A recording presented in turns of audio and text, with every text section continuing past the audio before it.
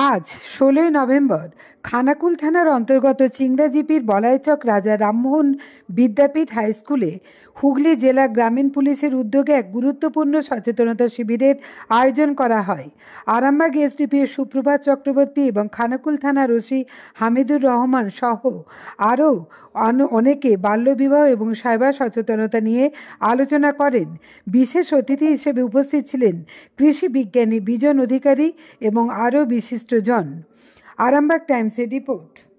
আর তোমরা বাচ্চা, তোমরা বুঝবে না যে কোনটা কি জিনিস। তাহলে আগে কি করবে, নিজেকে আগে প্রোটেক্ট করবে যে আমি সেফ। তো আমি ফেসবুক ইউজ করছি, কার কার ফেসবুক অ্যাকাউন্ট আছে? সবার আছে, কেউ হাত তুলবে না। আর সেই অ্যাকাউন্টে কার কার নিজস্ব ছবি দেওয়া আছে? ওই একটাই ছোট ছোট হাত তুলেছে ভাষা করে।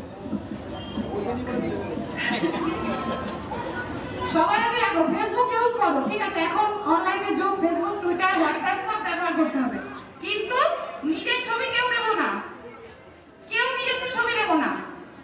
আমি রাস্তা দিয়ে হাঁটছি, গেলাম, দুটো ছেলে আমায় প্রপোজ করলো, আমি বলেছিলাম না আমার ভালো লাগছে না, তুই পালা। একটা রাগ হলো, সে কি করলো, আমার ওই ছবিটা ওখান থেকে নিয়ে কোনো একটা অশ্লীল ভিডিওতে আমার মুখটা বসিয়ে দিয়ে ভিডিওটা ভাইরাল করে দিল। এরকম তো হতেই পারে। সেই জন্য কি করবে, নিজের ছবি দেবে না। এখন হোক বড় হোক, নিজে ভালো মতো বুঝতে পারছে না তখন দেবে। ফেসবুকে একটা ছবি ছেড়ে দিলাম, এই আমি মাত্র সকালে খাচ্ছি, এখন ঘুমাতে যাচ্ছি, এখন পড়তে যাচ্ছি, হ্যালো গাইস, হাই গাইস করে দেবে। কিন্তু ওটা ভাবতে হবে যে তোমাকে যে ফলো করছে সারা দিনের প্রতিটা মুভমেন্ট কিন্তু সে নোটিস করছে।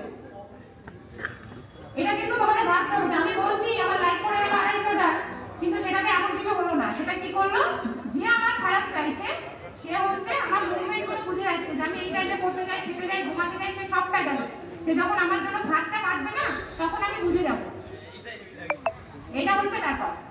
আমরা মেয়ে হয়েছি মানে কি করবো, আমরা মেয়ে হয়ে জন্ম নিয়েছি যাতে করে পৃথিবীতে আবার একটা কি দুটো নতুন প্রাণের সঞ্চার করে আমরা আবার পৃথিবী থেকে বিদায় দেবো। এটাই হচ্ছে আমাদের কাজ, মেন কাজ, যেটার জন্য আমরা পৃথিবীতে জন্ম নিই। কিন্তু সেটা আর্লি করার তো কিছু নেই, তার জন্য একটা বয়স নির্দিষ্টভাবে বাধা আছে, সেই টাইমে করবো। আমি যদি নিজের উপর স্বনির্ভর না হয়ে, আমি যদি না নিজেরটা নিজের সকালটা কাজে পূর্ণ করতে পারি, তাহলে আমার কি ওই একটা সকাল জন্য কখন ঘর দেবে 5 টাকা তবে আমি।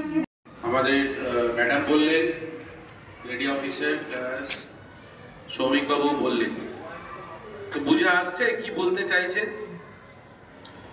সবারই কি বুঝে আসছে? আমি জিজ্ঞেস করছি কি বলতে চাওয়া হচ্ছে, সেটা কি বুঝে আসছে? ক্লিয়ার? বিষয়গুলো যেগুলো আছে ছোট ছোট বিষয়, আমরা প্রত্যেক দিন সেই বিষয়গুলোকে নিয়ে কাজ করি। আমাদের প্রত্যেকেরই কম বেশি ফেসবুক আছে, আছে তো? কার কার ফেসবুক আছে? কার কার ফেসবুক আছে? আচ্ছা, ক্লাস 11 12 এর স্টুডেন্ট কোন দিকে? ওইগুলো, হ্যাঁ, এদের জন্য বিশেষ করে বলছি। আর ফেসবুক কাদের আছে? 11 12 এর মেয়েরা কারা আছে? 9 10 11 12 সবাই পার্সোনাল মোবাইল ইউজ করো তো? যারা পার্সোনাল মোবাইল ইউজ করো, এই মোবাইলটা কেমন ভাবে ইউজ করতে হবে আর কেমন ভাবে করতে হবে না সবার জানা আছে? কোন জিনিসগুলোকে প্রাধান্য দিতে হবে, কোন জিনিসগুলোকে ইগনোর করতে হবে, বেসিক্যালি আজকে সেটা নিয়ে আলোচনা। বিভিন্ন ফেক আইডি ক্রিয়েট করে ফ্রেন্ডশিপ করা, এটা একটা চক্র। ফেসবুকের মাধ্যম দিয়ে হয়, আবার ইনস্টাগ্রামের মাধ্যম দিয়েও হয়।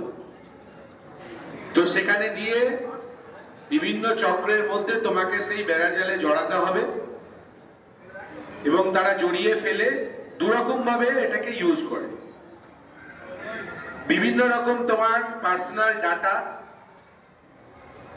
যেগুলো তোমার মোবাইলের মধ্যে বা তোমার ইলেকট্রনিক্স ডিভাইসের মধ্যে স্টোর করে রাখা আছে, তার অ্যাক্সেসটা তারা নিয়ে নেয়। ফ্রডাররা সেই অ্যাক্সেসটা নিয়ে নেয় এবং তোমাকে বিভিন্ন রকম ভাবে, তারা যখন তোমার তথ্যগুলো পেয়ে যাবে, তোমাকে বিভিন্ন রকম কথাবার্তার মাধ্যম দিয়ে তাদের ট্র্যাকের মধ্যে তোমাকে ইনপুট করিয়ে দেবে।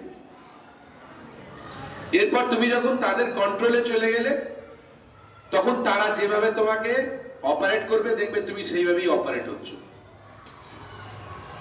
এবং সেগুলো সবগুলোই ইললিগাল, সেগুলো সবগুলোই বেআইন। এবং তোমার দ্বারা যে সমস্ত কাজগুলো করানো হবে, অনেক অ্যাপস আছে দেখবে, বলবে এটাতে তুমি ইয়ে করো, জয়েন করো, জয়েন করলে দেখবে সেখান থেকে বলা হবে তোমাকে কয়েন দেওয়া হবে 5 টাকা, 10 টাকা, 15 টাকা, 100 টাকা ইত্যাদি অনেক রকম রয়েছে। এগুলো ক্রিয়েটিভ বিভিন্ন ফ্রডারের তৈরি করা এক একটা অ্যাপস। দেখে ভালো লাগবে, একসঙ্গে 10 জন বন্ধু, প্রথমে বন্ধুত্ব দিয়ে শুরু হবে, আর শেষটা যে জায়গায় হবে সেটা তোমরা নিতে পারবে না কেউ। কাজেই যেটা সম্পর্কে তোমার সম্যক জ্ঞান নেই বা তোমাদের সঠিক ধারণা নেই, সেই সমস্ত অ্যাপস ডাউনলোড একদমই করবে না বা ইউজ করবে না। যেগুলো তোমাদের জন্য ইনফরমেটিভ, শিক্ষণীয় এবং তোমাদের প্রত্যেক দিনের প্রয়োজনে পড়াশোনা এবং আরো অন্যান্য যেগুলো শিক্ষণীয় বিষয়, সেই সংক্রান্ত বিষয়গুলোতেই কেবলমাত্র নিজেদের অ্যাক্সেসিবিলিটি রাখবে। সেগুলো বাদ দিয়ে দেখবে অনেক কিছুই আছে, অনেক কিছুই তৈরি হয়েছে। সেগুলোকে যত বেশি তোমরা অ্যাক্সেস করতে চাইবে, জানতে চাওয়ার ইচ্ছা, এটা ভালো। কিন্তু আমি কোন জিনিসটা জানতে চাইবো আর কেনই বা জানতে চাইবো, তার সঠিক নির্বাচনটা আমাকেই করতে হবে। যদি আমার সেই সঠিক নির্বাচন করার ক্ষমতা না থেকে থাকে, তাহলে আমার সেই আগে একবারে গেছিলাম স্কুলে, এখন সেই কাজের মধ্যে চলে এসেছি। আজকে নিজের সেই স্কুলের লাইফটা মনে পড়ছে।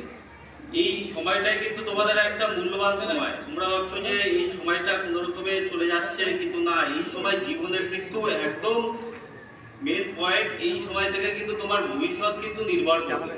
ভবিষ্যতে তোমার কি হতে ইচ্ছা করে, অনেকে মনে মনে চিন্তা করে নিয়েছে আমি ভবিষ্যতে এই হবো, ডাক্তার, ইঞ্জিনিয়ার। এবং তোমরাই দেখতে পাচ্ছ আমাদের থানা সব যারা উইনার্স টিম আছে, কেউ কি ইচ্ছা করে না যে পুলিশের পোশাকে একদম পুরো এলাকায় যারা মস্তান ক্রিমিনাল আছে এদের সাহায্য করবো? কার কার পুলিশে যাওয়ার ইচ্ছা আছে? হাত তোলো দেখি। লজ্জা পাওয়ার কিছু নেই, পুলিশে আসার ইচ্ছা নেই কেউ, সবারই ইচ্ছা আছে, কিন্তু কেউ হাত তুলতে চাইছে না। পুলিশে না যাও তোমরা, অনেক আছে, কিন্তু মেয়েরা কিন্তু আজকে জীবনে অনেক জায়গায় চলে যাচ্ছে, ভালো ভালো পদে চলে যাচ্ছে। আমাদের কিন্তু ভারতবর্ষের একজন রাষ্ট্রপতি কিন্তু একজন মহিলা। তোমাদের কিন্তু সেইভাবে নিজের জীবনকে তৈরি করতে হবে এবং নিজের জীবনকে এগিয়ে নিয়ে যেতে হবে। তোমাদের এই জীবনে এগিয়ে নিয়ে যাওয়ার জন্য কিন্তু অনেক বাধা বিপত্তি আসবে। সাইবার ক্রাইম কিন্তু ওইরকমই একটা তোমার জীবনে বাধার একটা তৈরি করার সৃষ্টি করবে। সেই ক্ষেত্রে কিন্তু আমাদের কিন্তু আগের থেকে অ্যাওয়ারনেস হয়ে থাকতে হবে। আগের থেকে যদি আমরা সতর্ক থাকি, কোনো বিপদ ধরা আসছে আমাদের কাছে, আমি যদি আগের থেকে সতর্ক থাকি, সেই বিপদকে আমরা কি অ্যাভয়েড করতে পারবো না? অবশ্যই আমরা কিন্তু সেই বিপদকে কিন্তু আমরা দূরে সরিয়ে দিতে পারবো। আমাদের জীবনে কিন্তু এখন যে বিজ্ঞানের আধুনিকতা হয়েছে, আধুনিকতার জন্য সবাই ফেসবুক, টুইটার, হোয়াটসঅ্যাপ সবাই করছে, কিন্তু এইগুলোর কিন্তু ভালো দিক আছে। হোয়াটসঅ্যাপে আমরা বিভিন্ন যে জন্য এসছে পুলিশ তোমাদের কাছে, তার কারণ হচ্ছে এখন ইন্টারনেটের যুগ, মোবাইলে সব কিছু দেখা যাচ্ছে। এবার আমরা যেমন এখানে মনে করো চোর কিংবা ডাকাত আছে, আমরা দেখতে পাবো, কিংবা কিছু বদমাইশি করতে যদি কেউ আসে, মদ মাতাল আসে, এখানে আমরা দেখতে পাবো, ঠিক? এবার ইন্টারনেটের তো একটা জগৎ, আর সেটা আগে কম্পিউটারে ছিল, এখন কোথায় এসছে? মোবাইলেই। তো একদম ঠিক, তোমাদের জন্য প্রাইজও আছে, তোমাদের জন্য সবার জন্য প্রাইজ আছে। শুধু মেয়েদের নিয়ে বলা হচ্ছে, আমি বলবো ছেলেদের জন্য প্রাইজ আছে। তোমাদের জন্য দেখছিলাম, তোমাদের জন্য আমাদের প্রচুর প্রাইজ আছে, চিন্তা নেই, সবাই পাবে। তো যে জিনিসটা খুব ইম্পর্টেন্ট সেটা হচ্ছে যে মোবাইলে একটু সতর্ক থাকতে হবে। আচ্ছা, আমি মনে করো আজকাল দেখবে মোবাইলে পেটিএম, তারপরে কি গুগল পে, ফোনপে আছে না, টাকা ফট করে চলে যাচ্ছে, টাকা চলেও আসছে হয়তো, কিন্তু মনে করো আমি জানি না, আমি ঠিকঠাক জানি না, তাহলে আমি কি ওটা ইউজ করবো? অনেক স্মার্ট আমার। তার কারণ হচ্ছে সব থেকে বেসিক একটা রুল আছে, সেটা হচ্ছে যে যেটা আমি জানি না সেটা আমি ইউজ করব, যেটা আমি বুঝি না সেটা আমি এগোবো। আচ্ছা, আরেকটা জিনিস হচ্ছে দেখবে দাদারা দিদিরা, তোমাদের যারা দাদারা দিদিরা কী করে বুঝবো আমি, যারা বেঞ্চে বসে থাকে, তাই তো? আর তোমরা ছোট কীভাবে বুঝবো, তোমরা মাটিতে বসে আছো। আচ্ছা, মনে কর দাদা আর দিদিরা তাহলে এগিয়ে আছে অনেক। এইবার দেখবে দাদা দিদিদের অনেক দেখবে ফেসবুক প্রোফাইল আছে, তাই না? আমি জানি তো কোথায় কি আছে। এইবার এই ফেসবুক প্রোফাইলে দেখবে স্ট্যাটাস চেঞ্জ হয়। হ্যাঁ, সেই ফেসবুক প্রোফাইলে দেখবে টিভি চেঞ্জ হয়। আচ্ছা, এবার দাদারা দিদিরা কি তাহলে অ্যাডভান্স? এই ছবিগুলো নিয়ে মনে করো কেউ বদমাইশি করবে, মনে করো একটা 50 বছরের একটা বুড়ো,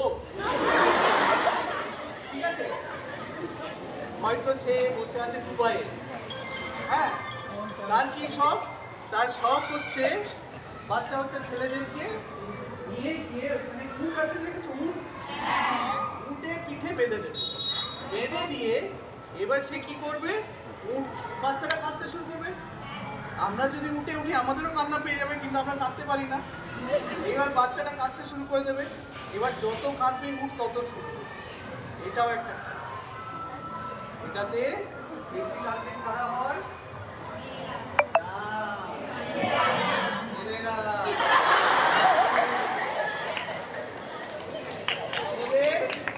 আমাদেরকে খেয়াল রাখতে হবে কি জিনিস, আমাদেরকে খেয়াল রাখতে হবে এদিকে এদিকে এদিকে এদিকে, কাউকে কিছু বলতে হবে না, এদিকে। এবার আমাদেরকে তাহলে কি খেয়াল রাখতে হবে, যে যে জিনিসটা আমি বুঝি না, যে জিনিসটা জানি না, সেই জিনিসটা আমি ইউজ করব। আচ্ছা, কোন জিনিসটা আমি এখন জানি, কোন জিনিসটা আমাকে এখন বুঝতে হবে? হ্যাঁ, পড়াশোনাটা আমি বলে দিচ্ছি, পড়াশোনাটা কীরকম। তোমাদের বইগুলোতে সেই জিনিসগুলোই দেয়া আছে যেগুলো তোমরা এই বয়সে বুঝতে পারবে। কেউ হয়তো দেখবে বলবে অনেক স্মার্ট স্মার্ট ছেলে মেয়ে আছে না তোমাদের ক্লাসে, বেশি স্মার্ট, তাদের জন্য নয়, এটা বাকিদের জন্য। তো তারা কি বলে, আমি অঙ্কে খুব ভালো, হ্যাঁ, হিস্ট্রিটা ঠিক পারি না, ইতিহাসটা ঠিক পারি না। আমি আবার একজন বললো আমি ইংলিশে খুব ভালো, এই বাংলাটা ঠিক আসে না, আসে না এরকম অনেকে। সব সাবজেক্ট যা যা বিষয় আছে সবগুলোই তৈরি হয়েছে তোমাদের কথা মাথায় রেখে, সেই সিলেবাসটাও তোমার। এখন তোমাকে তুমি যদি এত চুজি হয়ে যাও যে অঙ্ক পারি, হিস্ট্রি পারি না, জিওগ্রাফি পারি না, পরবর্তীকালে দেখবে যে হয়তো যেটাকে অবজ্ঞা করছে যে সাবজেক্টটা, সেই সাবজেক্টেই সে অনেক দূর এগিয়ে যাবে। আমাদের পাশে একজন দেখবে ছিল না, একজন বিজ্ঞানী ছিল, তো আমি ধরে নিচ্ছি তিনি হয়তো সেরকম ভালো বায়োলজিটা পারতেন, পরবর্তীকালে দেখেছেন বায়োলজিটা ভালো। তো তোমরা এখন সবাই প্রত্যেকটা সাবজেক্টে নিজেরা মনোনিবেশ করবে। আর তোমরা একটা জিনিস দেখবে, সেটা হচ্ছে যে মোবাইল নিয়ে যদি বসো না, দেখবে পড়াশোনা খুব তাড়াতাড়ি হয়, তাই না? মোবাইল নিয়ে বসলে এই দেখে এমনি এমনি ভর্তি তো প্লিজ দেখতে খাচ্ছ, দেখবে সময়টা কখন পেরিয়ে যাবে। আর যে মনে করো একটু ভয়ে পেয়ে হয়তো বাবা মার তুমি খাবে, সেই জন্যে সে হয়তো দেখছে না, সে হয়তো পড়ছে, মন করে যদি তাহলে সেও কি পড়াশোনা পারবে? মনটা থাকতে হবে পড়াশোনার দিকে, কেন কি এই বয়সটা যদি চলে যায় তাহলে আর আসবে। কেন এরকম মনে হচ্ছে? মনে করে এই যে বিল্ডিংটা আছে না, এই বিল্ডিংটা দেখতে পাচ্ছ সবাই, এইখানে ইটটা দিয়ে শুরু হয়েছে, তো নিচে গাঁত দিয়ে হয়েছে, ভালো করে ইট ফিট দিয়ে সিমেন্ট ফ্রেম দিয়ে, আর এই জিনিসটাতে যদি আমি মাটি দিতাম, তারপরে যদি আমি বিল্ডিং তৈরি করে দিতাম, হতো হতো। কিন্তু ওই বন্যা আসে তো দেখবে ধুয়ে মুছে সব বেরিয়ে গেছে, পরের দিন এসে দেখবে স্কুল নেই।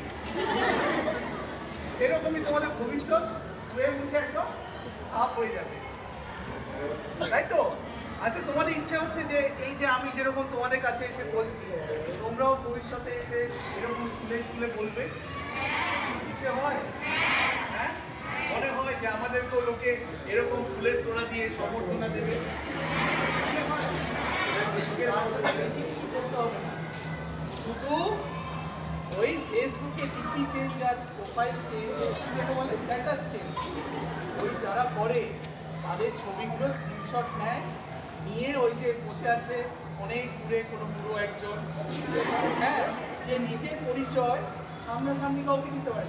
আচ্ছা আমি মনে করো তোমাদের সামনে, হ্যাঁ, তো আমি